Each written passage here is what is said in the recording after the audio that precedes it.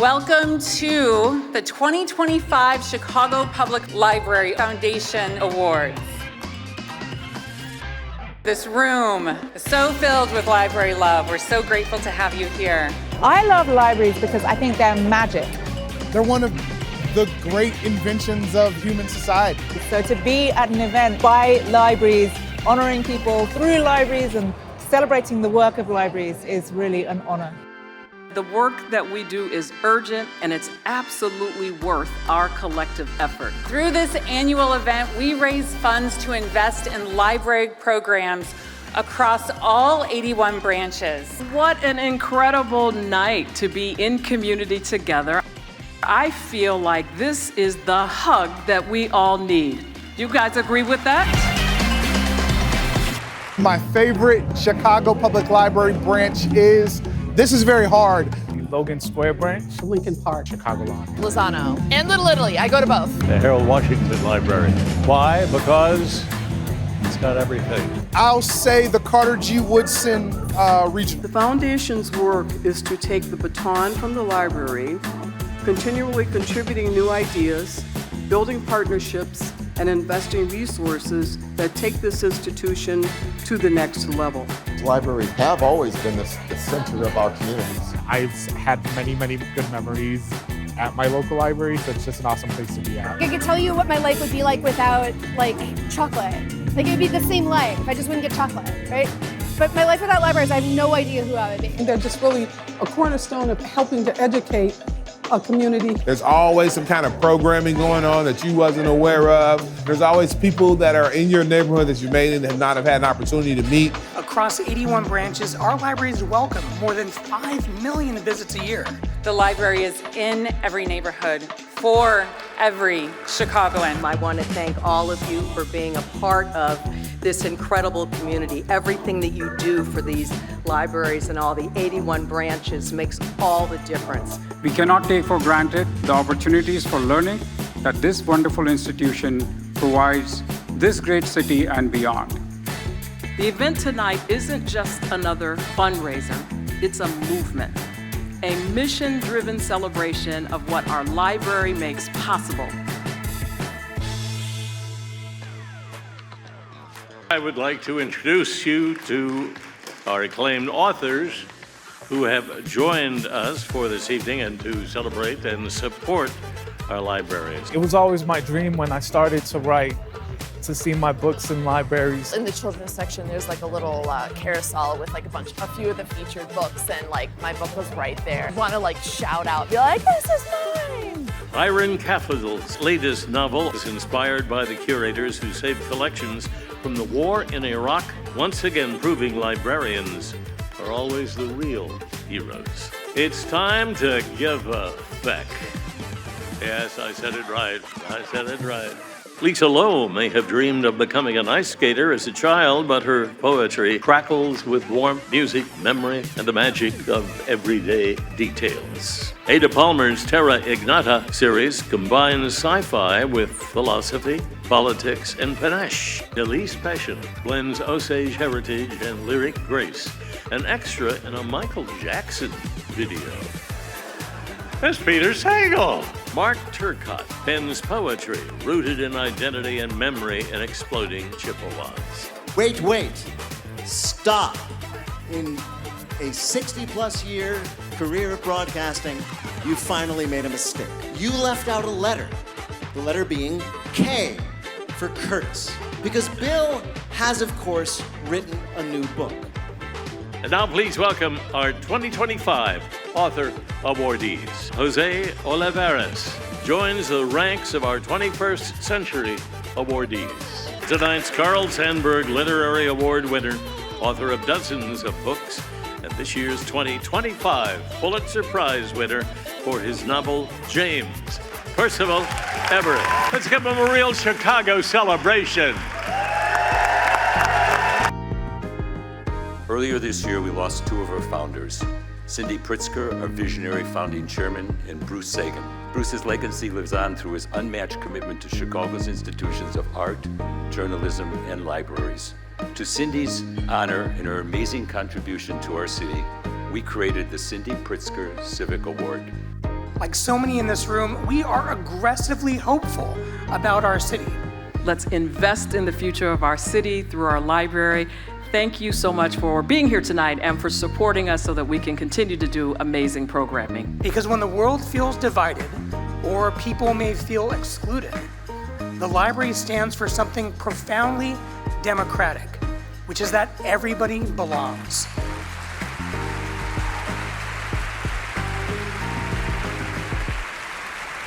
And now, please welcome to the stage your host for this evening, television journalist and author, Bill Curtis. Did he say author? Welcome to this year's Chicago Public Library Foundation Awards. Welcome back. Whether you're joining us in this room or across the city, the country, or the world, thank you for being here to celebrate the unbound spirit of your Chicago Public Library. For 25 years, these awards have honored authors, artists, and leaders who expand our understanding of the world. This event gives us an opportunity to revel in the endless opportunities a public library can provide its patrons, from technology classes to jazz concerts to homework tutoring, and of course, an endless supply of books. And our 81 Chicago branches, many of which you will see displayed across our walls and screens tonight, are cornerstones of the neighborhood, providing a network of support to our residents who need help the most, especially now.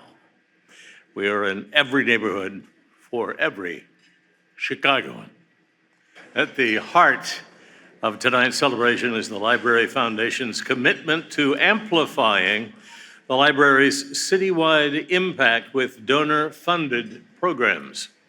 As public philanthropic partner of Chicago Public Library for nearly 40 years, the foundation raises funds to invest in lifelong learning programs not covered by the city tax dollars, so that our library can truly go above and beyond. To share more about the impact of these special programs, let's hear from Chicago Public Library Commissioner Chris Brown, Library Foundation President and CEO Brenda Bowie, and a few library users whose lives have been transformed by this work.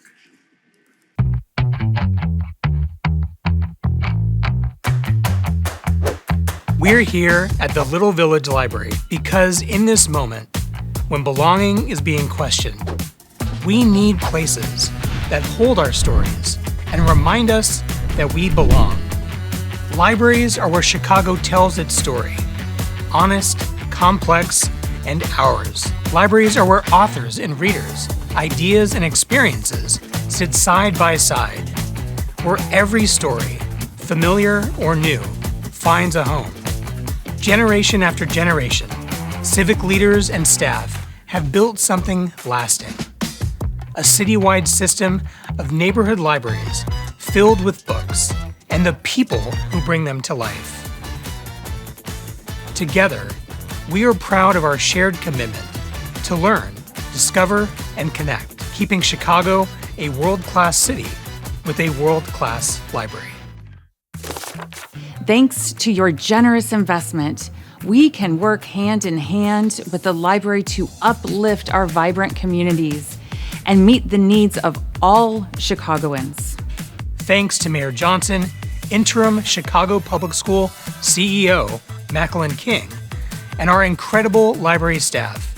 This fall, every Chicago Public School student and teacher become automatic library cardholders through the 81 Club.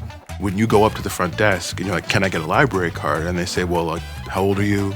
Is your parent here with you? And once that kid builds up the courage to talk to the adult, and the adult tells them, no, we might have lost them for forever. The great thing now is that we can say to them, yeah, they can say, go get a book or whatever you'd like, come back to the desk, you can check out with that. And it really changes the whole relationship. It's making sure that we are working together, school, library, and the kids to get them the most access possible. That's universal access, without exception. for undocumented families, foster youth, and students facing housing insecurity. It's access that says, you are welcome and you belong.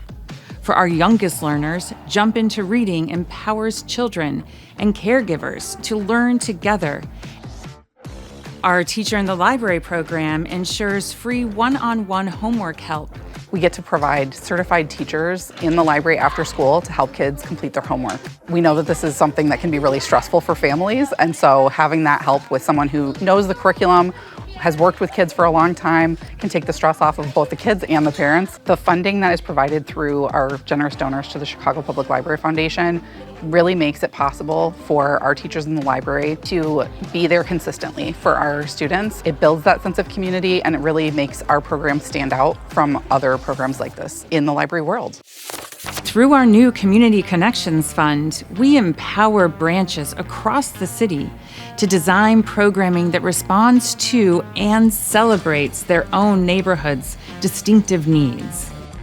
Today is the Junta Jazz Ensemble. Having this love of jazz in this community has been a big deal, and they enjoy this program. We like being in this space out here where the books are. Many of the band members were either current or retired Chicago Public School music teachers. It's a way that I could connect with the community and our neighborhood partner. When I found out that they were having music here today, here I come. We can't do anything by ourselves. We have to do it together. And so that's what we want to do, bring the different people together to see we are all one. We are all one. Belonging also means preserving our collective memory. At the Vivian G. Harsh Research Collection, stories once boxed and unseen are now open to all, chronicling the Great Migration, the Black Renaissance, and movements for social change. With support from the Mellon Foundation, we've processed more than 400 linear feet, a full city block of archives. And we're investing in AI literacy, from girls in tech workshops to partnerships with Google and Microsoft, because the future shouldn't happen to Chicagoans, it should happen with them. Tonight, as we celebrate the unbound spirit of our Chicago Public Library, we also honor the profound power of connection that our library makes possible. Last year, our donor community helped reach and serve more than 440,000 Chicagoans. That is exceptional. And it sends a powerful collective message that investing in every individual's freedom to learn, connect, and discover at the library is an investment in our collective strength and in our city's future. Whether you are joining us live or watching the broadcast, please know that there is so much more to do and that we need you. Support your library. Support your community.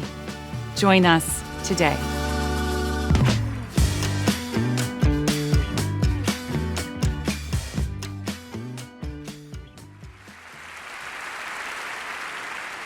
Thank you. For more than 150 years, the Chicago Public Library has been connecting our city to life-changing resources and ideas. You just saw in that video what that looks like. Across our great city, from Rogers Park to Roseland, from Austin to South Shore, we welcome Chicagoans of every age, background, and neighborhood. And at a time when so many communities are rebuilding connection and trust, the library stands firm as that place of welcome and renewal. Our 81 branches are spaces where possibility becomes real. And in a world that too often tells people they don't belong, we say your dreams can grow here. That, of course, is what it means to be unbound. The library teaches what democracy feels like, the power of belonging. And every library card is proof of what we believe in together. Those 5 million visits, those new cards, those moments of belonging, they start with the small things. A smile of recognition, a story shared, a neighbor helping another find their way. It's what makes this work so extraordinary. Last year, we reached a record 167,000 new library card holders. And this year, thank you. And this year, through the 81 Club, we've already added more than 330,000 new student accounts, doubling that record and expanding access to every neighborhood.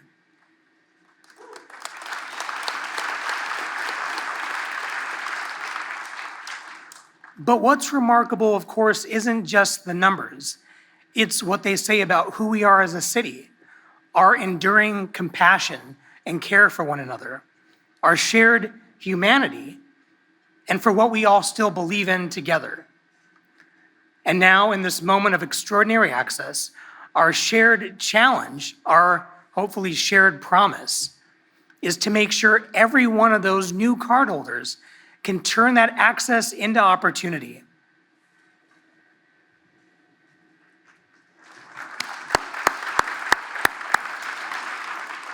Simply put, the Chicago Public Library creates access, and there are more new cardholders than ever. So now, the Chicago Public Library Foundation provides activation through engaging a community of donors and partners who believe in the power of lifelong learning in our city's library. So let's envision what is possible together and what it looks like to transform access to library cards into activation into library programs. This means more children and families than ever in our early learning programs. More students getting critical homework help in our Teacher in the Library program. More teens than ever in our U-Media spaces. And more need than ever for our digital literacy programs to support our city's workforce, more individual learning journeys set in motion, and our communities strengthened through collective learning and action. You provide the fuel for this kind of activation. So in this moment, let's come together to ensure that every library card becomes a portal for transformative learning and discovery that impacts generations to come. Thank you so much for everything you do for this community. And now begins our award presentation. Our first award tonight is the 21st Century Award. We have many alum of our 21st Century Awards in the audience tonight. I am joined by 2020 honoree Nate Marshall to present the award to José Olivarez. And first, this video. I really am starting to believe that language is untranslatable. In his poem, Ode to Tortillas, José Olivarez writes that there are two ways to be a Mexican writer. You can translate from Spanish, or you can translate to Spanish. For his 2023 poetry collection, Promises of Gold, he chose the third option, not to translate at all, publishing the book with English on one half and Spanish on the other half. One of my favorite words in Spanish is the word ojalá. Ojalá can be loosely translated to hopefully, but ojalá is derived from the Arabic word inshallah. Ojalá for me carries these notes of like sacred, of holiness, of God, in a way that the word hopefully for me doesn't have those same notes. This insight into language and how it relates to identity is one of the reasons José Olivarez is one of the most impactful and celebrated writers of the 21st century. My parents are Mexican, who are not to be confused with Mexican Americans or Chicanos. I am a Chicano from Chicago, which means I'm a Mexican American with a fancy college degree and a few tattoos. His first book of poetry, Citizen Illegal, was a finalist for the Penn Gene Stein Award and a winner of the Chicago Review of Books Award for poetry.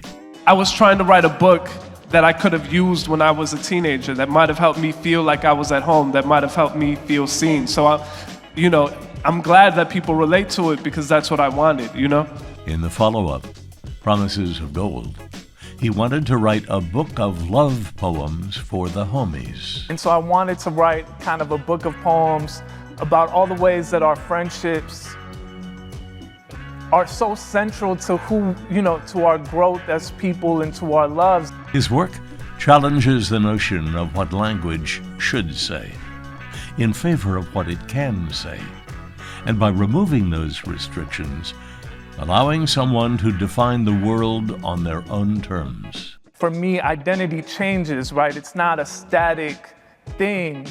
Try to write something with the intention of making it clear, but also at the same time, really bringing out some of the things that make it complex. I think it's powerful when you begin to articulate yourself, right? Like that feeling of getting to name yourself and define yourself. Please join us as we celebrate this year's 21st Century Awardee, José Olivarez.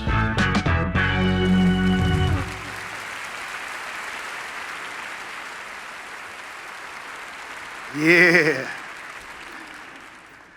It's beautiful to be here again. I had the good fortune to win the 21st Century Award back in 2020. It's a weird time to win the award, but it was a really meaningful confirmation of what I do as a writer. And not just because it's nice to win awards, but specifically because this award and this ceremony seeks to support, celebrate, and venerate one of our last great public commons, the public library. And of course, the Chicago Public Library is my home, maybe as much as any place in this city. Shout out the West Pullman branch, the Walker branch, and Woodson Regional. But now, I want to talk for a moment about one of my favorite writers and one of my best friends, José Olivarez. I was asked to offer a few words about José, so here are a few words. Word to my boy, José Guadalupe Olivarez, born in Chicago, raised in Calumet City. Word to Chicago, word to Calumet City, word to the day we met, word to the Printers Row Literary Festival, word to CTA and Metra and reduced Sunday hours that meant we out South boys had to get to the performance mad early. Word to our mentor, Mikey Heff, for telling us to leave him alone and go talk to each other about poetry and rap. Word to AOL Instant Messenger ciphers and Ill Poet 17. There you go. Word to poetry slams and open mics. Word to José's 1980-something Toyota Tercel. And word to his dad knowing how to fix cars and his mom's knowing how to fix food. Word to Halsted Street, that he drove from Sibley to 116th to pick me up, to all points north in search of poetry and in fear of the expressway. Word to young Chicago authors and the Spoken Word Cafe and TF North and Jane Addams Whole House Museum. You don't get writers like José without well-funded youth programming.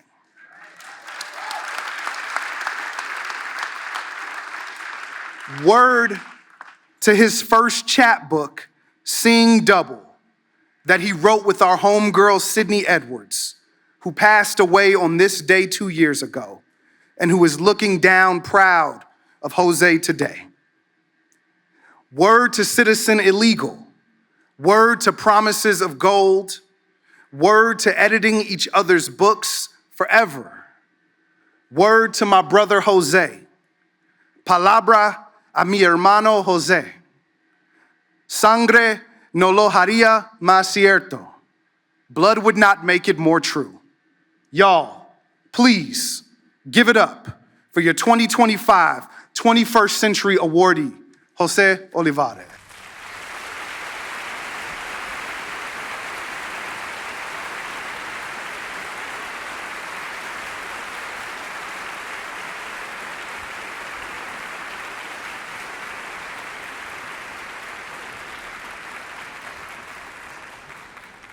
Oh, man.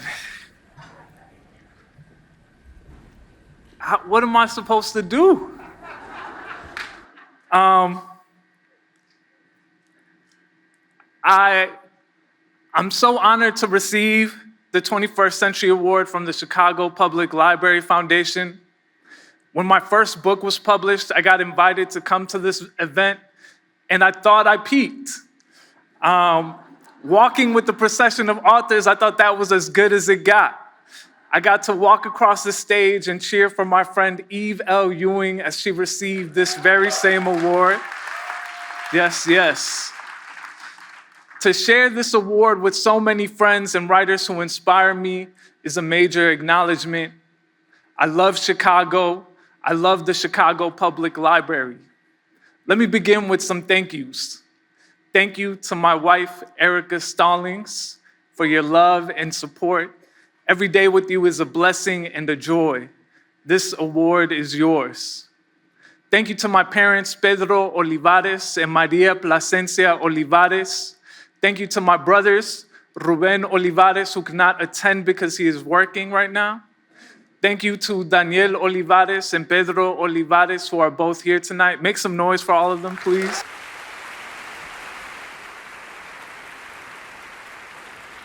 Thank you to mis tíos y mis tías y todos mis primos. Los quiero demasiado. Because of you and your love, I am here. This award is yours. Thank you to all my friends. You're too many to name, but I love all of you, and thank you for letting me be obnoxious and read you poems, sometimes at restaurants, sometimes at bars or cafes. Thank you to my teachers, and especially Mr. Mooney, who was the poetry slam coach at TF North. Yeah, you can give it up for them. Thank you, Mr. Mooney. Thank you, Mrs. DeYoung and Ms. Bittner, for your belief. Thank you to Professors Eric LeMay and Glenda Carpio, who encouraged me while I was a student at Harvard University. This award is yours. And I just want to say really briefly that Sydney Edwards is an incredible poet, and I am so honored to be her friend and still thinking of her every day.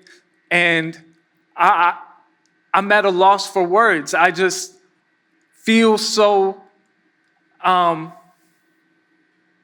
what's the word?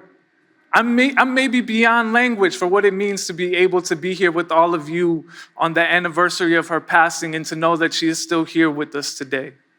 So I wanted to say that very briefly.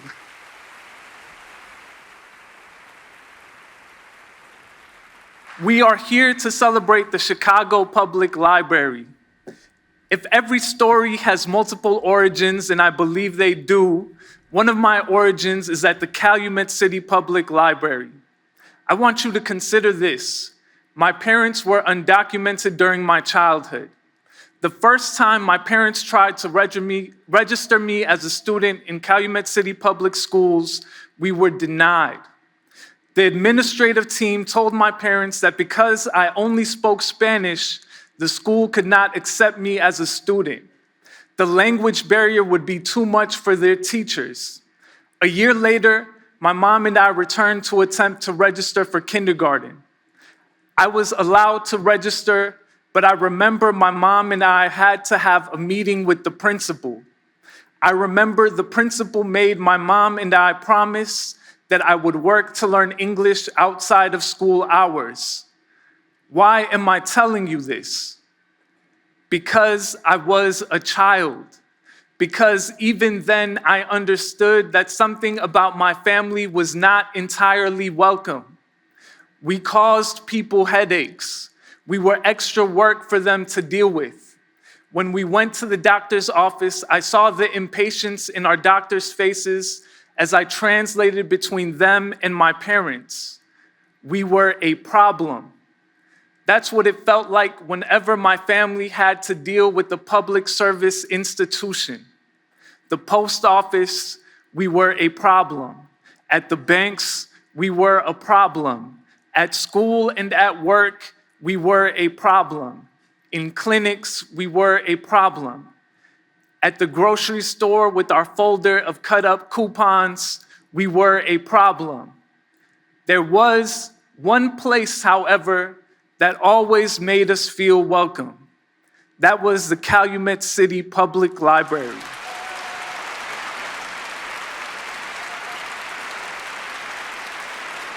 I need you to understand, the only time I ever felt nervous in the library was when I had to check out books at the register.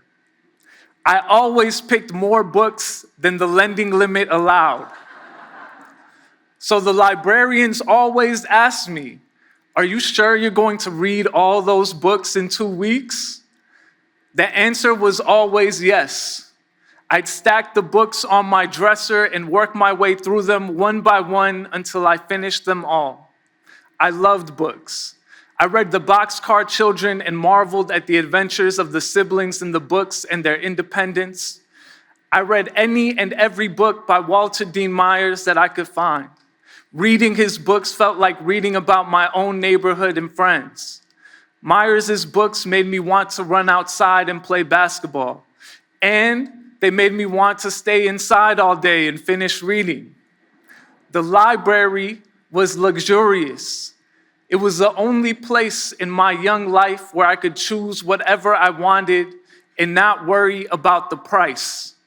Everything was free. I don't know where my life would be without the library.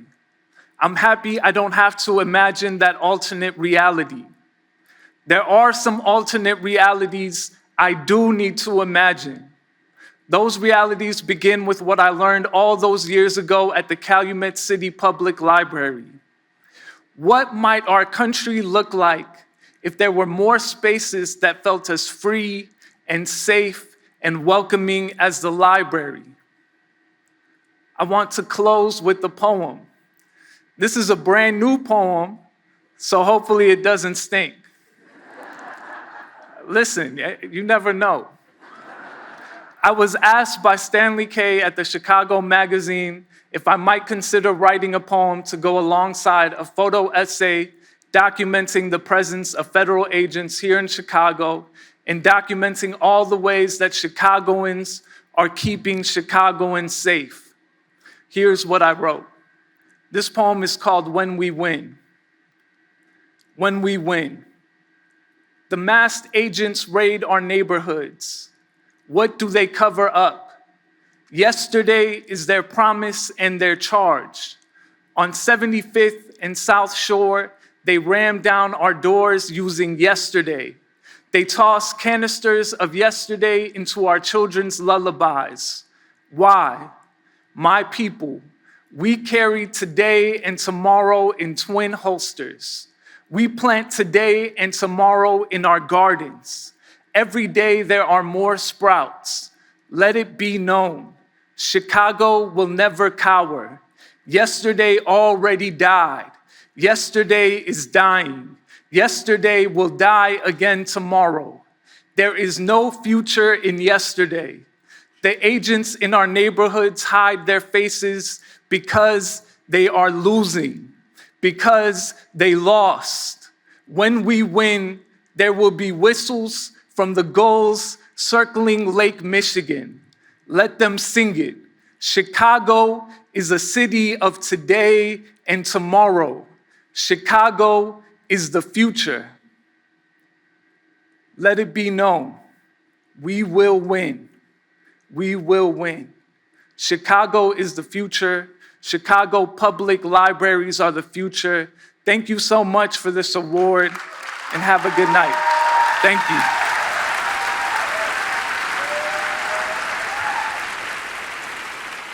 Please welcome back to the stage, co-chair Cheryl Thomas. You've got me again. How do I follow that? Earlier this year, we said goodbye to a visionary leader whose impact continues to shape the city we live in and the library we are celebrating.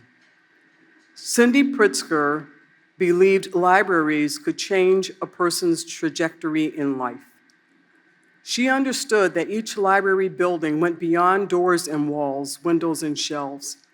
It could be an engine of possibility, opening doors to new information and ideas for Chicagoans of all ages and backgrounds. And that a rising tide lifts all boats. Cindy founded the Chicago Public Library Foundation nearly 40 years ago, and her bold vision and laser focus for this organization is an inspiration to us every single day. And you know about Alexander the Great? Ladies and gentlemen, please join me in thanking someone who symbolizes the epitome of public service. Tonight we salute Cindy Pritzker. Cindy Pritzker. Cindy Pritzker. Cindy Pritzker. This is Cindy Pritzker. Few people have ever been as committed to serving the people of Chicago as Cindy Pritzker. What are you reading? I'm a hands-on person and I like to be able to do something. Cindy worked really hard and created the foundation, which has grown to be the #1 library foundation in the nation. As the founder of the Chicago Public Library Foundation, she brought education access and new opportunities to millions of the city's residents. Today we officially dedicate our new permanent central library for the city of Chicago. This institution of knowledge reaches out to all and welcomes them to read and study and learn. Through her work with countless other organizations, she uplifted the arts and humanities. And her advocacy for everyday people inspired others to take up the spirit of public service across the city. Thanks to Cindy, today we have one of the most visionary private-public partnerships in the country. I hope you all get A's. We are honored to officially name our annual award for public service as the Cindy Pritzker Civic Award. Thank you very much for having me. It is truly an honor and a pleasure to be here tonight. My mom was the coolest. She was amazing in so many ways. She was deeply curious. She got a tattoo at 90 to see what all the fuss was about. And she hauled 7 of her grandchildren with her to get the same tattoo. She was funny. She was incredibly intelligent. She also had a magical ability to relate to anyone and everyone. And yes, she did a lot for many organizations in this city that she adored, but nothing gave her more joy than her work with the library.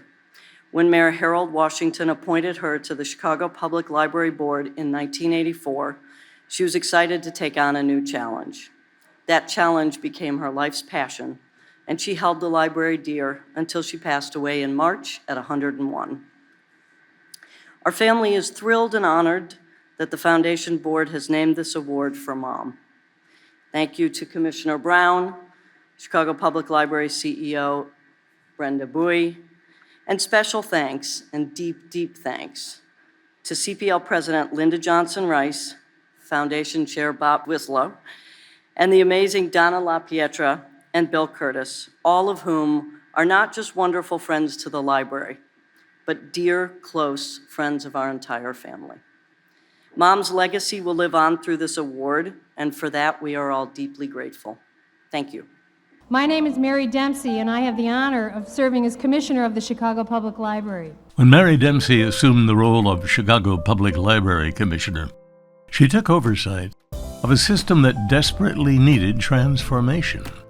We were living in the dark ages as far as the library was concerned. Many areas of the city did not have easy access to a library. Technology in the library was near non-existent, and much of the infrastructure was in need of an upgrade. In her nearly 2 decades as commissioner, she didn't just spearhead an update of Chicago public libraries. She reimagined what a public library could be. Here in Chicago, Southsiders have a brand new library. Chicago has a brand new public library. Chicago has a new public library. It's a nearly 14,000 square foot building and the 18th library opened in the past 3.5 years. 44 neighborhood branches were built or renovated. I don't have the internet, but I want to. If I need research, I go on there. Every single library branch saw its technology access improve, equipping Chicagoans with internet access for the first time. The Chicago Public Library is playing a role not only in letting young people and adults get access to books, but also now to computer technology. Programs like One Book, One Chicago and U Media were implemented. Chicago, by the way, the only city in the nation currently building neighborhood libraries. But it wasn't just about what library locations could do for the city. It's important to us because we have all the information that we need right here. Her vision removed the limitations on what libraries could be for the people of Chicago. Our mission as a public library is to provide the opportunity for millions of library users to exercise their freedom to read, to learn, and to discover. Libraries are a source of information, entertainment, education, literature, fun, drama, and they're a refuge for people. That, to me, is part of what the library is all about, learning how to find out your sameness with other people. Please join us as we celebrate this year's Cindy Pritzker Civic awardee, Mary Dempsey.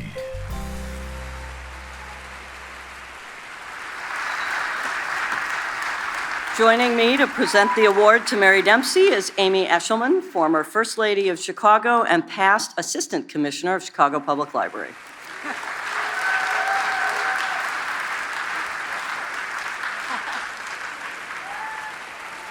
Thank you, Gigi, for sharing your amazing mom with all of us. Mary is a potent triple threat of librarian, lawyer, and a person who loves Chicago deeply. And so in 1994, when Mayor Daley selected her to be commissioner, and she passed muster with Cindy, she got to work. At CPL, Mary led us all by example, focusing on how to collaborate, to show up in every community, put our values first, and become an essential and trusted place for learning and for joy. She challenged us to be bold, think big, and not be afraid to try something new. I learned to literally and figuratively navigate Chicago while riding around in Mary's car, checking in on library construction projects and looking for potential property to build new libraries. Nothing gets Mary more excited than construction. You have heard tonight about the many tentpole programs launched because of Mary's vision, created long before the words equity and inclusion were commonplace. Their common thread, as Mary knew then, was and remains about making our libraries more accessible and relevant to all Chicago's residents who need them most. Mary's public service and civic commitment didn't just happen at CPL. In 2005, Mayor Daley asked her to take a 6-month leave from the library to reform the city's procurement process. Working in partnership with another smart, committed, no-nonsense city employee and attorney named Lori Lightfoot, Chicago's procurement processes became more transparent, accountable, and equitable. Thank you, Mary, for all you have accomplished in service to Chicago and its residents. Please welcome my dear friend, Mary Dempsey.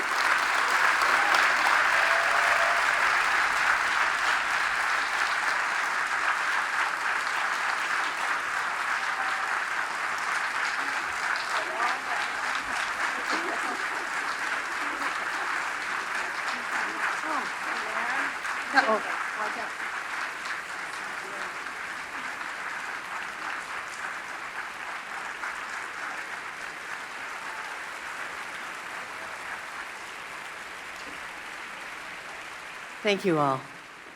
Thank you, Amy and Gigi. I'll say more about them in a second, but I want to start by thanking you all for being here.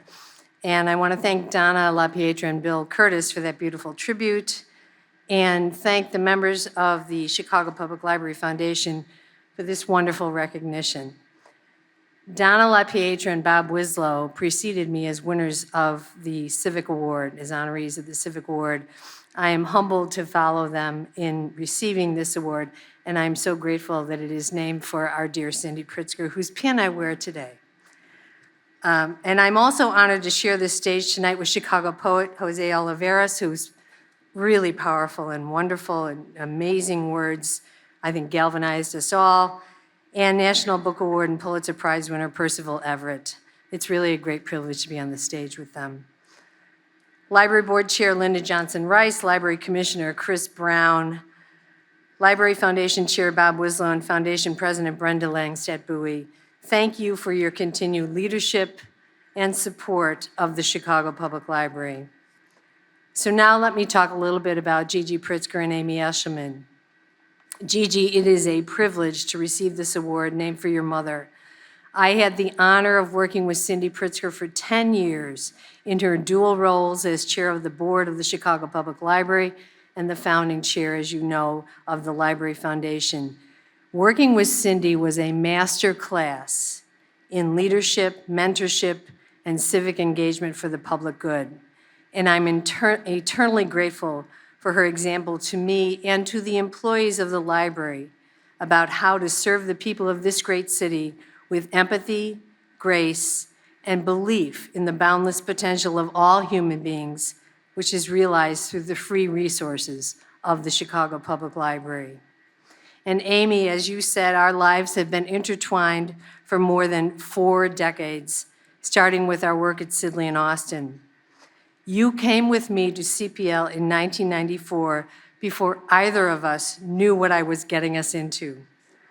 So many of the library's most important initiatives, like One Book, One Chicago, U-Media, Cyber Navigators, Teacher in the Library, and this dinner, were created at our conference tables and implemented by you and so many extraordinary employees of the library and the Library Foundation.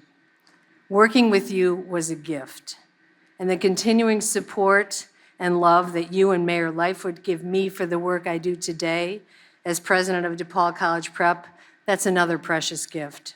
Thank you for believing in me and for turning my sometimes crazy ideas into beautiful and enriching learning opportunities for the people of Chicago. To paraphrase one of my heroes, the late Sister Rosemary Conley of Misericordia, I have always been surrounded by the right people in the right place at the right time. Starting with my parents who raised their 5 children to believe in the power of education, faith, and kindness. My siblings who support everything I do with unconditional love and unwavering support. And of course, my beloved husband, Philip Corboy.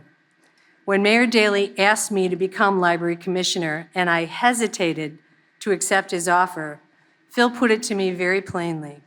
He said, think of the good you could do for the children of Chicago. And of course, Phil was right. He usually was. His unconditional love and support during my library career continues to inspire me today in the work that I do with my DePaul College Prep colleagues as we educate the future generations of Chicago leaders. My Catholic faith teaches me that every human being should be treated with dignity. My work in city government taught me that every neighborhood of this city matters and that the government should support and serve people, not divide or strike fear into them.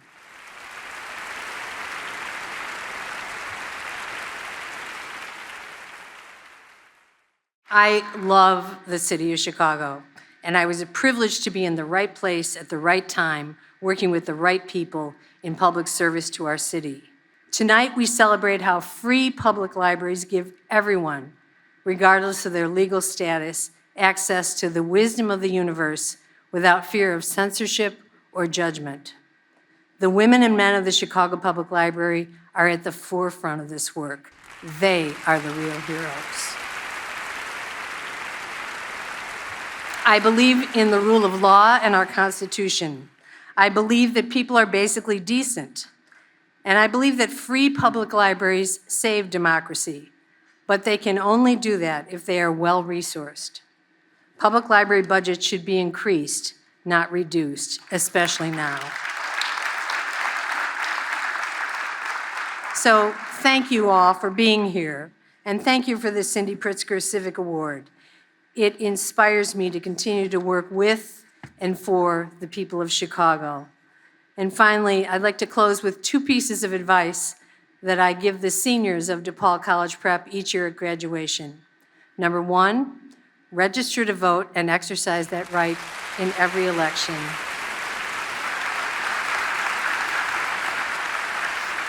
And number 2, continue to read banned books. Thank you. Please welcome back to the stage, co-chair Kimberly Good. All right, hello again, and congratulations once more to Jose and Mary. You are both so worthy. Now, tonight I wear many hats, sponsor, board member, co-chair, and donor. In 2024, I joined the Library Foundation Board, served as co-chair, and I'm happy to be here again today. I want to acknowledge that we are all so deeply committed to the mission, and I'm especially proud to represent BMO, our presenting sponsor tonight. Yes, give it up for that. We need sponsors. At BMO, we are guided by our purpose to boldly grow the good in business and life, and we believe that a bold and responsive public library is essential to building strong communities. So thank you all for being part of this high-impact, high-need programming and supporting everything so that our neighborhoods can thrive. Now, over the years, the foundation has honored transformative voices, including Ann Patchett, Margaret Atwood, Toni Morrison, Salman Rushdie, and Colson Whitehead. We've been fortunate enough to celebrate many Pulitzer Prize-winning authors, but this year marks the first time, as you heard, that we're honoring an author who won the Pulitzer Prize the very same year. In fact, Percival Everett, as you heard, accepted this award just days before being named a Pulitzer Prize winner, so we feel super cool and blessed to have him here today. Now it is my honor to introduce this year's Sandburg honoree. It's said that inspiration can come from the most unlikely places. I was playing tennis, and I hit the ball maybe 2 body lengths out of the court, and I thought to myself, has anyone ever told the story of Huck Finn from the point of view of Jim? In the case of Percival Everett, we're glad it struck no matter where. His 2024 novel, James, a retelling of Huckleberry Finn from Jim's perspective, won this year's Pulitzer Prize and the National Book Award for its groundbreaking take on a renowned story. I want to thank the National Book Foundation and the judges for putting their reputations on the line here. But Percival Everett has been shunning categorization for years as one of America's most original authors. When I would go to the bookstore, if I were to see black characters, they would be depicted in novels of the antebellum South or in the inner city. That wasn't my family. My father was a doctor, my grandfather was a doctor. We didn't exist in print or on screen. He has written 24 novels, from I Am Not Sidney Poitier, about, you guessed it, not Sidney Poitier, to Frenzy, about a Greek god and his assistant. I wrote a novel about the Greek god Dionysus, and it was turned down by a couple of houses. This editor said, can you tell me what does Dionysus have to do with black people? His novel, Erasure, delves into how the publishing industry constrains African-American writers and was adapted into the 2023 Oscar-nominated film American Fiction. Wait a minute, why are these books here? I'm not sure. I would imagine that this author, Ellison, is black. That's me, Ellison. Yeah. He is me, and he and I are black. Everett's stories aren't just a personal rebellion against tropes and expectations. They are a way for readers to push back against the forces that create those boundaries to begin with. Reading is perhaps the most subversive thing we can do in any culture. Fascists ban books. It's a performative act by small and frightened people. They're afraid people having agency, literacy, and information. Please join us as we celebrate this year's Carl Sandburg Literary Awardee, Percival Everett. So I'm going to now turn this part of the program over to Scott Simon, one of America's most admired writers and broadcasters and host of NPR's Weekend Edition and a dear friend of the library and the Library Foundation.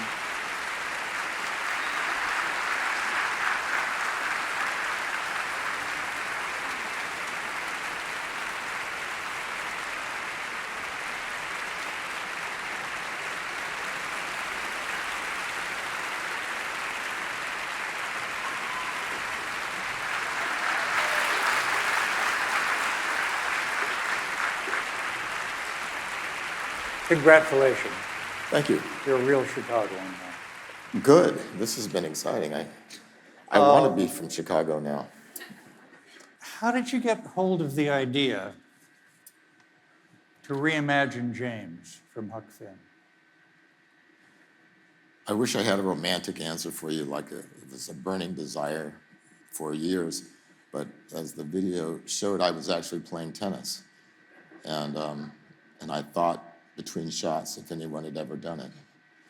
And it turned out no one had. Was there any thinking that you could give voice to a lot of people whose voices have been lost in the maelstrom of history? In the 30s, the WPA sent people around to record folk songs and the stories of people. And one of the parts of this project was to record the testimonies of formerly enslaved people. And they were quite old at the time. And these recordings exist. What's remarkable about them is not the fact that they sound very much like I sound right now, but the fact that the transcriptions of their testimonies are written in a slave dialect. And there are two ways to see this. One is, no matter how they spoke, this was how they were going to be heard. This is how deep the racism might reside in this culture. And the other possible explanation is that the transcribers were instructed to do this. Neither is good. What are you concerned about in American publishing? When I was 13, 14, going into my local bookstore looking for books about my family, about me, I couldn't find them. Black people were either from the antebellum South, on a certain side of the antebellum South, or from the inner city North, and always poor. I come from two generations of doctors, and the generation before that were teachers. And so my family didn't exist. You are so prolific. At the same time, do you have a file full of ideas that have yet to go anywhere? Not really. I've chosen this profession because I like to study. I find subjects, and I often don't know I'm working on a novel until a couple of years into delving into something. So you never say, I have work to do? I have never said, but I have to work. How do you get so much work done? Drugs.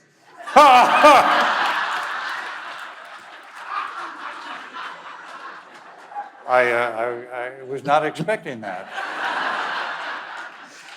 I feel like the laziest person in the world most of the time. I mean, obviously, I must work because I have this work to show, but I feel lazy. And then I look at our culture and I think, no, this is a lazy culture. You have said in interviews that you kind of hope that James would be banned somewhere. You know, I don't remember saying that. I don't think any book should be banned, but if any book should be banned, it's mine. Because I know how they think, and I know that they wouldn't like it, but I also am not too worried because people who ban books don't read books.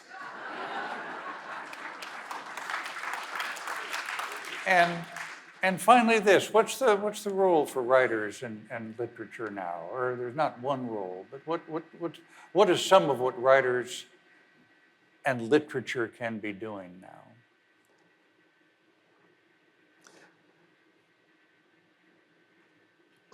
First of all, the work is done by you, readers. I might make a novel, but what I think I mean doesn't matter at all. You make the meaning. Readers make the meaning. Readers make all of this have sense and give it importance. At best, I'm a facilitator. And I'm not saying I don't do some work to create it, but the real exciting part is when an audience comes to it. The only thing that writers can do is continue to observe and to make the work. I can't make a case for a writer being that important. We're important like a landscape is important. We're there, and we should keep doing what we're doing, but we're not special. The work is special. The winner of the 25th Carl Sandburg Award from the Chicago Public Library Foundation, someone whose work I have found very special, and it's been a special moment to be with you tonight. Thank you. Percival Everett. Thank you very much.